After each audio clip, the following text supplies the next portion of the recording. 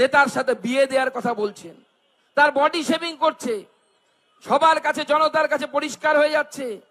সেখানে সেই তৃণমূল কংগ্রেসের উঠতি নেতা যিনি বলেন যে দরজায় শুয়ে থাকবো, কাউকে ঢুকতে দেবো না তৃণমূলে, তাকে পাড়া দিয়ে সবাই তৃণমূলে ঢুকে গেল আবার বিজেপি থেকে। সেই নেতার বউ খুঁজছে, দিয়ে 3.5 বছর জেল কাটা কুণাল ঘোষ। আর সে বলছে দাদা বডিটা ঢিলে হয়ে গেছে, বিয়ে করা যাবে না। আরে যে পার্টির নেতাদের মানসিকতা এরকম, সেই পার্টি হচ্ছে ধর্ষকদের জন্মভূমি। সেই পার্টি যতদিন থাকবে ততদিন পশ্চিমবঙ্গে ধর্ষণ হবে, ততদিন পশ্চিমবঙ্গে অভয়া তৈরি হবে, ততদিন পশ্চিমবঙ্গে একের পর এক ঘটনা ঘটবে। তাই এই পার্টিটার বিসর্জন দরকার, এই পার্টিটার ফাঁসি দরকার। এই পার্টিটার বিসর্জন দিয়ে যদি আমরা এই পার্টিটাকে পশ্চিমবঙ্গের হাত থেকে সরাতে পারি, সেই দিন আসল জাস্টিস পাবো, সেই দিন আমরা সঠিক ন্যায় পাবো, সেই দিন আমরা তখন বলতে পারবো যে we ask for the justice এবং উই গেইন দ্য জাস্টিস। আমরা জাস্টিসের জন্য বলেছিলাম, আমরা জাস্টিস পেয়েছি। কিন্তু যতক্ষণ না পর্যন্ত এই অত্যাচারী সরকারকে সরাতে পারবো না, ততক্ষণ পর্যন্ত জাস্টিস পূরণ হবে না। আপনি অভয়ার দোষীদের ফাঁসি দেবেন, 5টে পুলিশ বেঁচে যাবে, 2টো পুলিশ ফেঁসে যাবে, আবার দেখবেন 3 মাস পর অভয়া, আবার 4 মাস পরে কোনো না কোনো তিলোত্তমা, একের পর এক ঘটনা ঘটবে। আর নিচু তলার পুলিশদেরকে আমি দোষ দিই না, আমি এখনো বিশ্বাস করি, আমি আপনাদের সামনে বলছি, টালা থানার ওসি এত বড় ধরে 10টা মাথা হয়নি যে সে নিজের বুদ্ধিতে নিজের সাহসে এই কাজ করেছে। তাকে ইনস্ট্রাকশন দেওয়া হয়েছিল এবং পরিষ্কার খবর আছে আমাদের কাছে, তাকে ইনস্ট্রাকশন দেওয়া হয়েছে।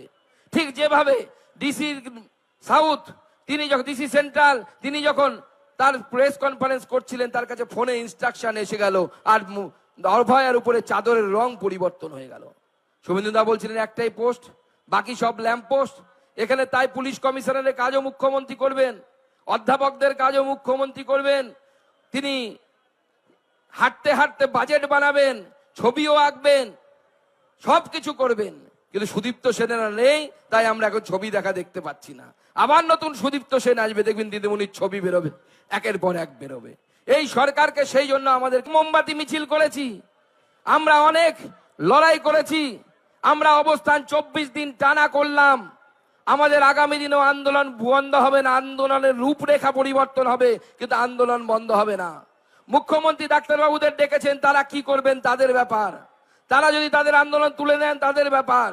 কিন্তু ভারতীয় জনতা পার্টি পুজো হোক, দুর্গা পুজো হোক, কালী পুজো হোক, অথবা ভাই ফোঁটা হোক, প্রত্যেকটি সময় এই অভয়াকে মনে রাখবে।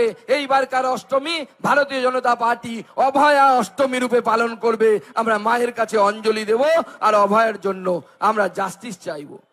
আর সেই জাস্টিস কি? কোনো একজনের ফাঁসি দিয়ে হতে পারে না, কোনো একজনের জেল দিয়ে হতে পারে না, কারণ পুরো সিস্টেমটাতে ঘুণ ধরে গেছে। আর যে ঘুণ পোকা ধরেছে, সেই ঘুণ পোকার নাম হচ্ছে মমতা বন্দ্যোপাধ্যায়। তিনি হচ্ছেন এই অন্যায়ের রানী। তার যতক্ষণ না পর্যন্ত ফটোগ্রাফার নিয়ে গেছে, কি বলছে দিদি লিখছে, কেন কেউ বিশ্বাস করে না দিদিমণিকে?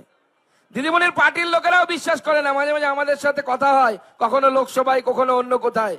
দিদিমণির পার্টির লোকেরা পর্যন্ত বলে, জানে দিদির কথায় কি বিশ্বাস করা যায়? কখন কি স্টান্ড নিবে কোনো ঠিক নেই, যখন যেটা বলে আমরা তখন সেটা করি, যেমন খুশি তেমন সাজে এই রাজ্য সরকার চলছে। মাননীয় মুখ্যমন্ত্রীর নেতৃত্বে পুলিশ কোন জায়গায় পৌঁছে গেছে দেখুন। তথ্য প্রমাণ লোপাট করা থেকে শুরু করে, যে যিনি মারা গেলেন নির্যাতিতা, তার বাড়িতে গিয়ে মাননীয় মুখ্যমন্ত্রী টাকার অফার দিচ্ছেন, বলছেন তোমার মেয়ে মরে গেছে, ডিসিকে দিয়ে পাঠিয়েছেন, টাকা নিয়ে নাও, মেয়ে তো আর ফিরে আসবে না।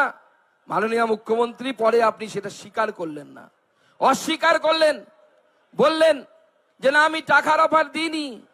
মাননীয় মুখ্যমন্ত্রী একবার ভাবুন তো, মেয়েটি যদি আপনার পরিবারের কোনো আত্মীয় হতো, তাহলে তার ধর্ষণ এবং মৃত্যুর পর কি আপনি এইভাবে টাকার অফার দিতে পারতেন? এইভাবে মেয়ের মা বাবাকে বারবার অপমানিত করতে পারতেন? আমি দুবার গেছি তাদের বাড়িতে, দুবার গিয়ে এই পরিবারের সাথে তাদের দুঃখ ভাগ করার চেষ্টা করেছি।